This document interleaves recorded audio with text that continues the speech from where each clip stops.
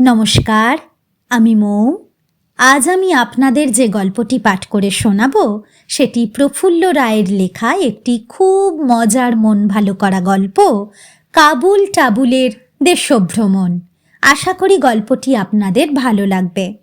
যদি আমার গল্প পাঠ আপনাদের একটুও ভালো লেগে থাকে তাহলে অবশ্যই আমার গল্প পাঠের সঙ্গে থাকবেন। ধন্যবাদ। শুরু করছি আমার আজকের গল্প পাঠ, প্রফুল্ল রায়ের লেখা একটি খুব মজার গল্প, কাবুল টাবুলের দেশভ্রমণ। কাবুল টাবুলকে মনে আছে কি? আমার সেই দুর্দান্ত দুর্ধর্ষ দুই ভাগ্নে, যারা থাকে কলকাতা থেকে 40 মাইল দূরের এক কারখানা শহর হীরাপুরে। আমার জামাইবাবু ওখানকার ফ্যাক্টরির ওয়ার্কস ম্যানেজার। কাবুলের বয়স 13.5, পরে হীরাপুর হাই স্কুলে ক্লাস 7-এ। জ্যামিতির সার্কেলের মতো গোল মুখ, গোলাকার চোখ, মাথায় খাড়া খাড়া চুল। দেখলে মনে হবে ভাজা মাছটি উল্টে খেতে জানে না, কিন্তু সারাক্ষণ তার মাথায় হাজার রকম দুষ্টুমির চাষ চলছে। টাবুল কাবুলের চেয়ে 1.5 বছরের ছোট, বয়স 12, পরে 5-এ। ক্যারাটে কুংফুতে ওস্তাদ, গায়েও প্রচণ্ড জোর। মা সরস্বতীর সঙ্গে দুই ভাইয়েরই সব সময় বেজায় আড়ি।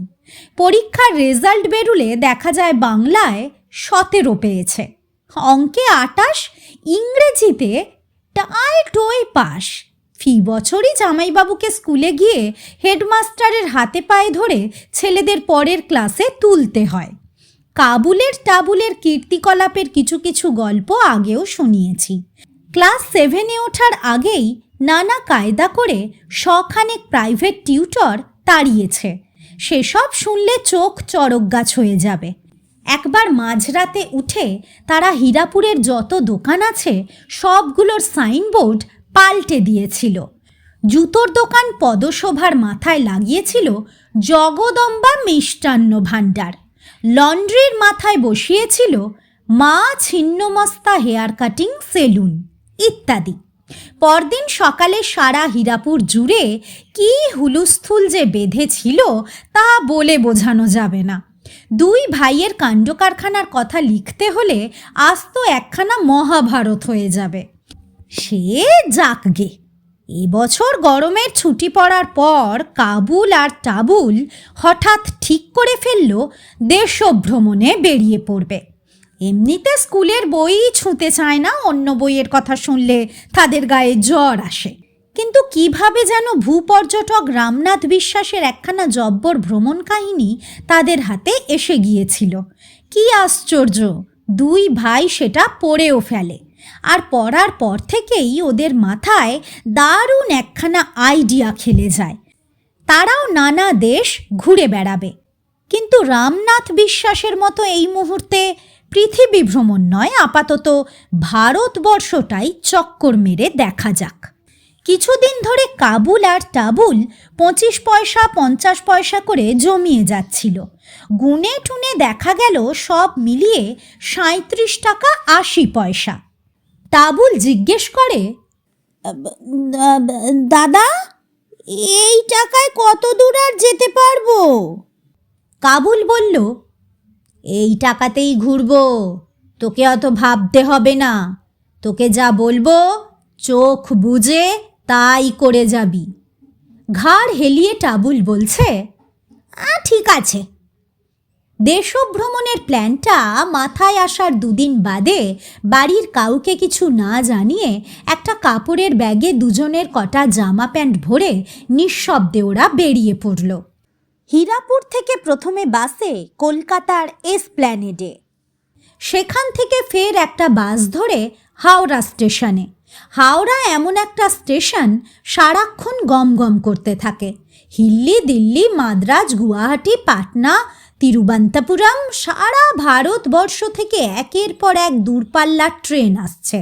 আবার কোনো কোনোটা প্ল্যাটফর্ম ছেড়ে চলেও যাচ্ছে। তাছাড়া অনবরত লোকাল ট্রেনের যাতায়াত তো রয়েছেই। চারদিকে হাজার হাজার মানুষ। এমন ভিড়ভাট্টা, লোকজনের ছোটাছুটি, এত ট্রেন, এসব দেখে বেশ ঘাবড়ে যায় টাবুল। সে বলে, দাদা, কোথায় হারিয়ে যাব? তার চেয়ে বাড়ি চল। কাবুল ধমকে ওঠে, ইডিয়ট, বইটায় পড়িসনি? দেশ না দেখলে কিছুই জানা যায় না, আয় আমার সঙ্গে। পুরনো হাওড়া স্টেশনের চত্বরে কিছুক্ষণ ঘোরাঘুরি করলে দুজনে, তারপর ওধারে যে নতুন বিশাল বিল্ডিং হয়েছে সেদিকে চলে এলো। সেখানেও প্রচণ্ড ভিড়। ঘুরতে ঘুরতে হঠাৎ কাবুলের চোখে পড়ল বিরাট ওয়েটিং হলের এক ধারে এক বিপুল চেহারার সর্দারজি এবং একই চেহারার সর্দারনি আর তাদের ৮-১০টা ছেলে মেয়ে অনেকটা জায়গা জুড়ে বসে আছে। ছেলে মেয়েগুলোর বয়স ৫ থেকে ১৬র মধ্যে। শিখেদের যেমন হয় চুল আঁচড়ে রিবন দিয়ে চূড়ো করে বাঁধা। কিছুক্ষণ চিন্তা করে আস্তে আস্তে সর্দারজির সামনে এসে দাঁড়ালো কাবুল, তার পেছনে টাবুল। সর্দারজি লোকটা ভালো, অনেকদিন কলকাতায় আছেন, একটু টান থাকলেও বাংলাটা নির্ভুল বলতে পারেন। জিজ্ঞেস করলেন, কী রে বেটা, কিছু বলবি? সর্দারজি এবং বাহিনীকে দেখে এর মধ্যে দারুণ একটা প্ল্যান মাথায় এসে গেছে কাবুলের। সে বলল, চাচাজি, আপনারা কোথায় যাচ্ছেন? সর্দারজি বললেন, চেন্নাই, মাদ্রাজ, আমার ভাতিজার বিয়ে। তারপর জিজ্ঞেস করলেন, তোরা কোথায় যাবি? এক পলক না ভেবে কাবুল বলল, আমরাও চেন্নাই চলেছি। ও আচ্ছা। সর্দারজি আর কিছু জিজ্ঞেস করলেন না। কাবুল টাবুলকে নিয়ে ওখান থেকে সরে পড়ল। টাবুল বলল, দাদা, তুই যে বললি চেন্নাই যাবি, টিকিট কাটবি কি করে? টাকা পাবি কোথায়? কাবুল কষে ধমক লাগালো, তোকে না বলেছি মুখে চাবি দিয়ে রাখবি? ফের টিকিট করলে এক চড়ে মুন্ডু উড়িয়ে দেব। টাবুল আর সারা শব্দ করল না। কাবুল তাকে সঙ্গে নিয়ে স্টেশনের বাইরে একটা দোকান থেকে কালো রিবন কিনে শিখের বাচ্চাদের মতো দুজনের চুল উঁচু করে বেঁধে নিল। এখন তাদের বাঙালি বলে চেনাই যায় না। ঘণ্টাখানেক বাদে স্টেশনের ঘোষিকা লাউডস্পিকারে জানিয়ে দিল কিছুক্ষণের মধ্যেই চেন্নাইয়ের ট্রেন ছাড়বে। ফলে চেন্নাইগামী যাত্রীদের মধ্যে হুড়োহুড়ি পড়ে গেল। তারা সবাই প্ল্যাটফর্মের দিকে ছুটছে। এদিকে সর্দারজিও হাঁকডাক করে 3টে কুলি ডাকলেন। তারা লটবহর মাথায় চাপিয়ে এগিয়ে গেল। ওদের সঙ্গে সর্দারজি, সর্দারনি এবং তাদের ছেলেপিলে। কাবুল টাবুলকে নিয়ে সেই বাহিনীতে ঢুকে পড়ল। টিকিট দেখিয়ে সর্দারজি তার গোটা ফ্যামিলিকে নিয়ে প্ল্যাটফর্মে চলে এলেন। তার ছেলে মেয়েদের গায়ে লেপ্টে থেকে কাবুল টাবুলও প্ল্যাটফর্মে এসে গেল।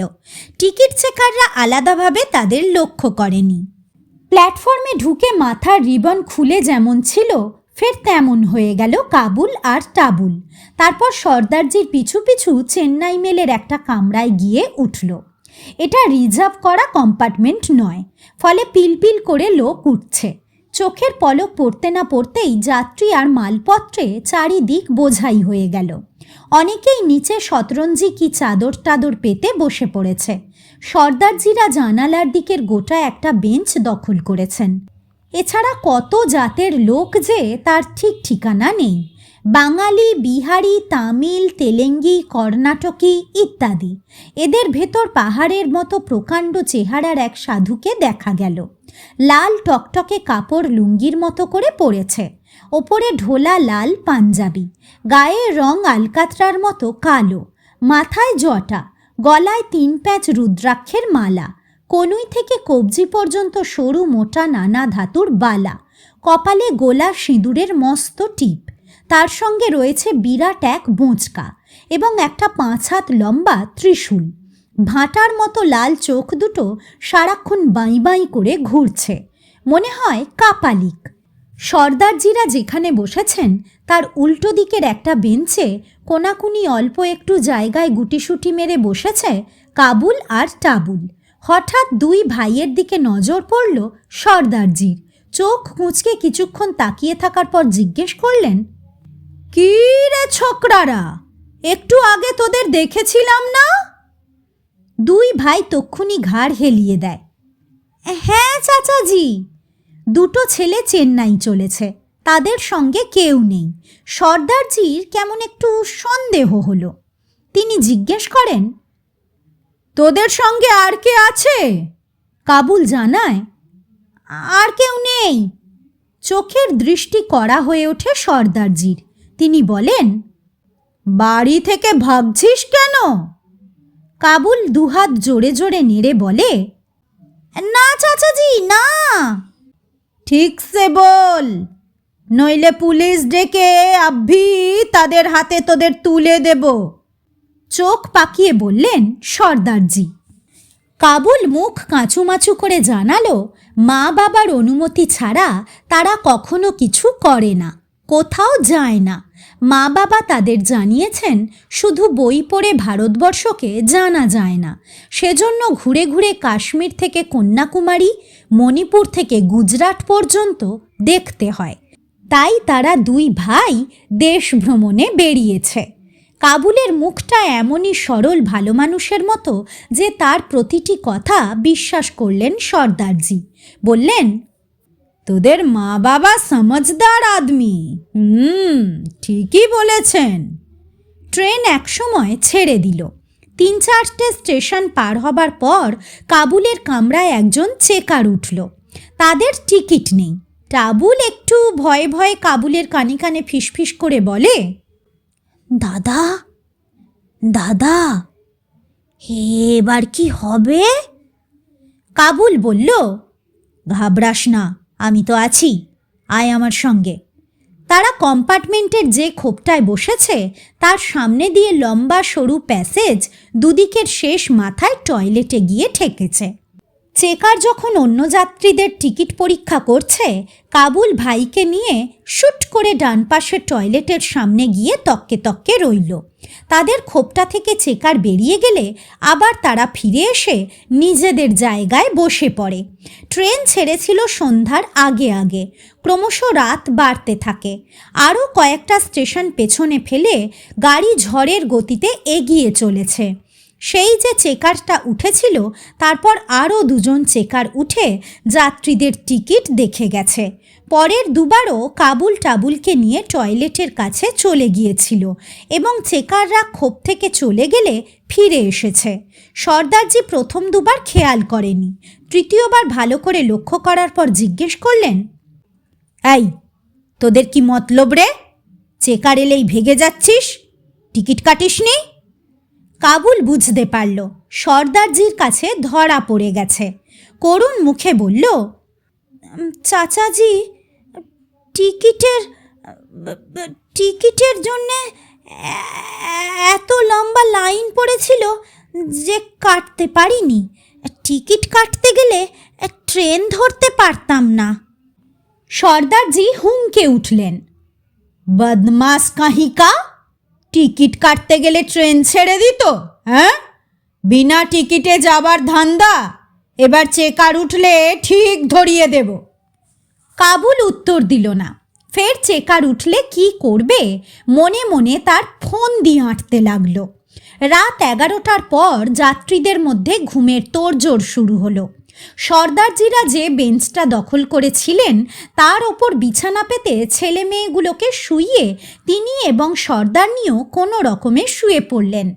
সেই চকচকে লাল কাপড় পরা কাপালিক পুরো একটা বেঞ্চ জুড়ে একাই শুয়েছেন, ধারে কাছে কাউকে ঘেঁষতে দেননি। এরা ছাড়া যে যেখানে পেরেছে কাত হয়ে বা বসে বসে ঢুলছে। এমনকি নিচেও অনেকে শতরঞ্জি বা চাদর পেতে শুয়ে পড়েছে। কোথাও ছুঁচ গলাবার মতো জায়গা নেই। এদিকে টাবুলেরও চোখ জুড়ে আসছিল। তবে ট্রেনে চড়লে কাবুলের একেবারেই ঘুম আসে না। তবু সেই সকালবেলায় হীরাপুর থেকে দুবার বাস পাল্টে হাওড়া এসে ট্রেন ধরেছে। গা হাত পা যেন ভেঙে আসছে। এখন শুয়ে পড়তে পারলে ভালো হতো। টাবুল পাশ থেকে বলল, দাদা, আমি আর বসে থাকতে পারছি না রে। কোথায় শুই বলতো? কোনো দিকে এতটুকু ফাঁক নেই। কাবুল বলল, দাঁড়া দেখছি, বলে এদিকে সেদিকে তাকাতে লাগলো সে। হঠাৎ চোখে পড়ল দুধারের বাঙ্ক। সেখানে মালপত্র রাখা হয়। বাস্কেট, সুটকেস, নানা ধরনের পোঁটলা পুঁটলিতে বোঝাই। তবু সেসবের পেছন দিকে সামান্য একটু জায়গা পাওয়া গেলেও যেতে পারে। কাবুল ডান পাশের বাক্সটা দেখিয়ে টাবুলকে বলল, ওখানে উঠে পড়।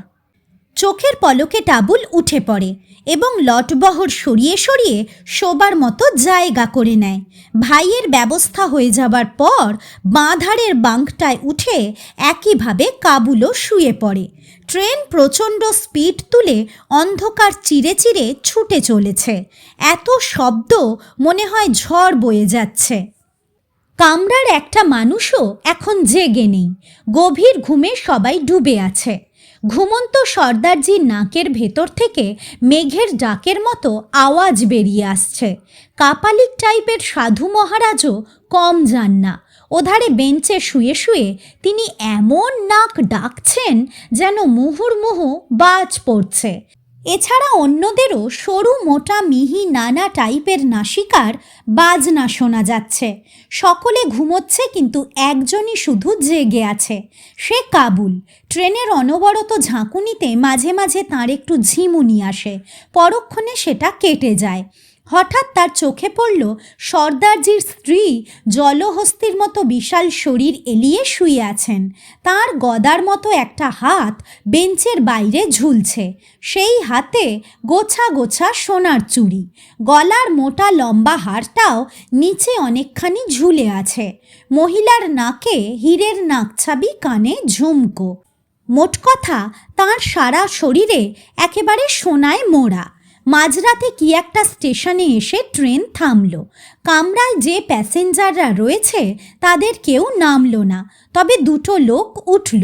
25 থেকে 30-এর মধ্যে বয়স, ভাঙা গাল, মুখে খাপচা খাপচা দাড়ি। একজন বেজায় রোগা আর ঢ্যাঙা, গোল গোল চোখ তার, কপালে কাটা দাগ, কণ্ঠার হাড় ঠেলে বেরিয়ে এসেছে। অন্য লোকটার স্বাস্থ্য তুলনায় একটু ভালো। ছোট ছোট ধূর্ত চোখ তার, ভুরুতে লোম নেই বললেই হয়, থ্যাবড়া থুতনি। দুজনেরই পরনে ময়লা চাপা ফুল প্যান্ট আর হাফ শার্ট। দেখে ভালো লোক বলে মনে হয় না, কেমন যেন পাজি আর ধরিবাজ। প্যাসেজের মুখের কাছে দুজনে থেবড়ে বসে পড়ল।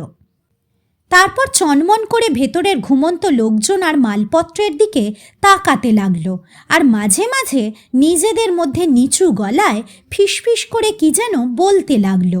ওদের হাবভাব, চাউনি, চাপা গলায় কথাবার্তা সবই অত্যন্ত সন্দেহজনক। গাড়িটা এই স্টেশনে বেশিক্ষণ থামল না। 5 মিনিট বাদেই ছেড়ে দিল। আবার ট্রেনের ঊর্ধ্বশ্বাসে দৌড় শুরু হয়েছে। বাঙ্কের একটা বড় বেতের ঝুড়ির আড়াল থেকে কাবুল লোক দুটোর ওপর নজর রাখছে, কিন্তু ওরা তাকে দেখতে পাচ্ছে না। গাড়িটা চলছে তো চলছেই, বোঝা যাচ্ছে পরের স্টেশনটা অনেক দূরে। এধারে ওধারে তাকাতে তাকাতে হঠাৎ লোক দুটোর নজর এসে পড়ে সর্দারনির গয়নাগুলোর ওপর। তাদের চোখ দুটো জ্বলে ওঠে যেন। রোগা লোকটা তার সঙ্গীকে কি যেন ইশারা করে। কেউ তাদের লক্ষ্য করছে কিনা ভালো করে সেটা বুঝে নেয়। তারপর গিরগিটির মতো বুকে হেঁটে হেঁটে সর্দারনির দিকে নিঃশব্দে এগিয়ে আসে। কাবুল সব দেখতে পাচ্ছিল, কি করবে প্রথমটা বুঝে উঠতে পারছিল না।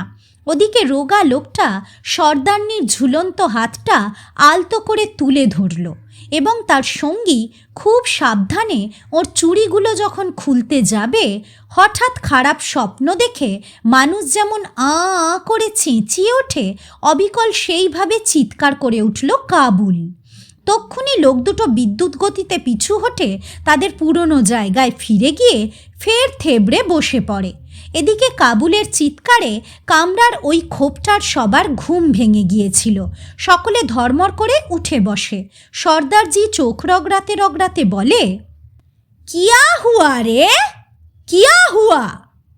কাপালিক তার পাহাড়ের মতো শরীর টেনে তুলে গমগমে গলায় বলে, কোন চিল্লায়া রে? চারপাশ থেকে বাকি প্যাসেঞ্জারদেরও একই প্রশ্ন, কে চেঁচালো, কেন চেঁচালো ইত্যাদি। লোক দুটো যে সর্দারনির গয়না চুরি করার তালে ছিল তার কোনো প্রমাণ কাবুলের হাতে নেই। সে বেতের বাস্কেটের আড়াল থেকে মুখ বাড়িয়ে কাতর গলায় বলে, আমি চিল্লিয়েছি, আমি।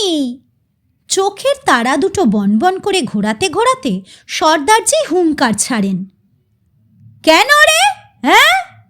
কাবুল চট করে উত্তরটা মনে মনে ঠিক করে নিয়ে বলে, চাচাজি, মাঝে মাঝে স্বপ্ন দেখে আমি এরকম চেঁচিয়ে উঠি। সর্দারজি এবার একটু নরম হয়ে বলেন, হাঁ হাঁ হাঁ, অনেকে নিজের ভেতর এরকম চেঁচিয়ে ওঠে। হাঁ, এই নে পানি পিলে, তারপর শুয়ে পড়। ওয়াটার বটল থেকে গেলাসে জল ঢেলে কাবুলকে দেন তিনি। কাপালিকও বলে, সোজা বেটা সোজা। প্যাসেঞ্জাররা আবার যে যার জায়গায় শুয়ে পড়ে। শোবার সঙ্গে সঙ্গে ঘুম। কাবুলও জল খেয়ে লটবহরের ভেতর ফের শুয়ে পড়েছিল, কিন্তু তার চোখ সেই চোর দুটোর দিকে। ওরা যে সর্দারনির গয়নাগাটি হাতাবার সুযোগ ছাড়বে না সে সম্বন্ধে কাবুল নিশ্চিত। ট্রেন ফের ঊর্ধ্বশ্বাসে ছুটতে শুরু করেছে। অন্য প্যাসেঞ্জারদের নাকের আওয়াজ ছাপিয়ে আগের মতোই কাপালিক এবং সর্দারজির নাক পাল্লা দিয়ে ডেকে চলেছে। মিনিট 15 পর সেই চোর হাঁটুর ওপর ভর দিয়ে হামাগুড়ি দিতে দিতে সর্দারনির দিকে এগিয়ে আসে। এবার তারা অনেক বেশি সতর্ক। প্রথমবার ওরা চুরি খুলতে চেষ্টা করেছিল, এবার ধারালো কাঁচির মতো একটা যন্ত্র পকেট থেকে বার করে সর্দারনির সোনার হারটা যেই কাটতে যাবে তখনকার মতো আ করে চেঁচিয়ে ওঠে কাবুল। সঙ্গে সঙ্গে এক লাফে লোক দুটো নিজেদের জায়গায় ফিরে গিয়ে বসে। কামরার প্যাসেঞ্জারদের ঘুম দ্বিতীয়বার ভেঙে যায়। সবার সেই একই প্রশ্ন, কি হয়েছে, কেন এই চিৎকার? কাবুল বুঝতে পারল এবারও গোলমাল হয়ে গেছে। চেঁচামেচিটা আগেই করে ফেলেছে সে। হাত জোড় করে করুণ মুখে বলে, আবার খারাপ স্বপ্ন দেখেছিলাম। দুবার বাধা পড়ায় চোর দুটো এবার অনেক বেশি সতর্ক। কিছু একটা আন্দাজ করে নিয়ে তারা কাবুলের বাঙ্কের দিকে অনেকক্ষণ তাকিয়ে থাকে, কিন্তু ওরা যদি ডালে ডালে চলে কাবুল যায় পাতায় পাতায়। চোখ দুটো আধা আধি খুলে সে চোর দুটোকে দেখতে থাকে। সামনে বেতের বাস্কেট টাস্কেট থাকায় চোরেরা বুঝতে পারছে না কাবুল জেগে আছে না ঘুমিয়ে আছে। তাছাড়া যতবারই সর্দারনির গয়নায় হাত দিচ্ছে ততবারই ছোকরা চেঁচিয়ে উঠছে। এটা ওর বজ্জাতি কিনা কে জানে। যখন দুই চোর বুঝতে পারল কাবুল সত্যিই ঘুমিয়ে পড়েছে, আবার তারা গুটি গুটি সর্দারনির কাছে চলে আসে। কাবুল ঠিকই করে ফেলেছে, এবার আর কাঁচা কাজ সে করবে না। চোরেরা চটপট হাড় কেটে চুড়ি খুলে তাদের পকেটে পুরে আবার প্যাসেজের মুখে গিয়ে বসে। তৃতীয়বার কোনো রকম বিঘ্ন ঘটেনি, তারা বেজায় খুশি। কাবুল বুঝতে পারছিল কাজগুলো গুছানো হয়ে গেছে। পরের স্টেশনে ট্রেন থামলেই চোরেরা নেমে যাবে, অতএব এখনই যা করবার করে ফেলতে হবে। সময় বেশি নেই। পুরনো অস্ত্রটাই কাজে লাগায় সে, অর্থাৎ আ করে আর একবার চেঁচিয়ে ওঠে। ফলে আবার সবাই জেগে ওঠে। তিনবার ঘুম ভাঙিয়েছে কাবুল। প্যাসেঞ্জাররা এমনই ক্ষিপ্ত হয়ে উঠল যেন তাকে খুনই করে ফেলবে। কাপালিক এবং সর্দারজি শুদ্ধ সকলে তার দিকে তেড়ে আসে। জোর হাতে কাবুল বলে, আপনাদের যা ইচ্ছে করবেন, তার আগে ওদের পকেটগুলো সার্চ করুন। বলে চোর দুটোকে দেখিয়ে দেয়। সর্দারজি জিজ্ঞেস করেন, ওদের পকেটে সার্চ করব কেন? কাবুল বলে, করে দেখুন না, তারপর যদি মনে হয় আমার গলা টিপে ধরবেন কি কামরা থেকে বাইরে ছুঁড়ে ফেলে দেবেন, আপত্তি করব না। হৈ হৈ করে সর্দারজিরা চোর দুটোর ওপর ঝাঁপিয়ে পড়লেন এবং তাদের পকেট থেকে সর্দারনির চুড়ি, বালা, হার টার সব বেরিয়ে পড়ল।